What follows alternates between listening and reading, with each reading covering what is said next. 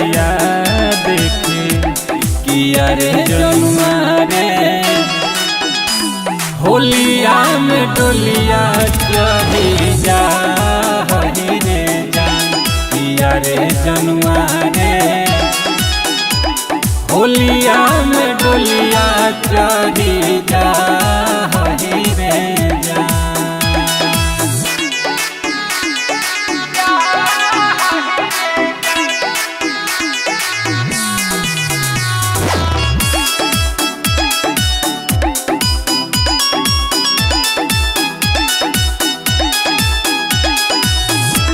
दुनिया वीरान के हमके आन जान के सोचले न रहनी जइबू जिंदगी जियान के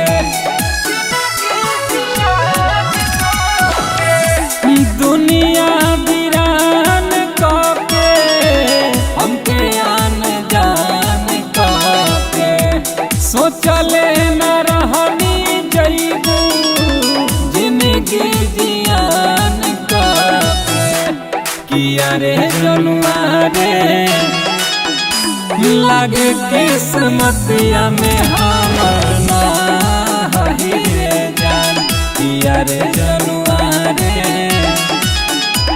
होलिया में डोलिया चढ़ी जा हरी रे जान।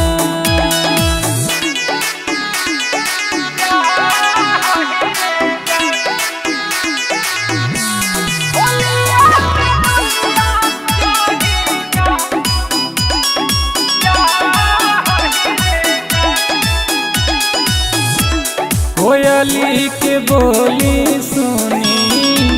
हटला करे जावा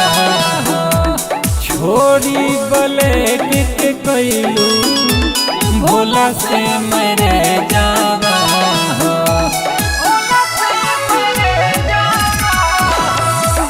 कोयली के बोली सुनी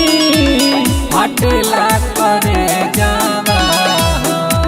छोड़ी ब्लेड के कैलू राज से मरे जावा किया रे जनुआ रे दूर हो के हमारा से कहाँ हरी रे जान किया रे जनुआ रे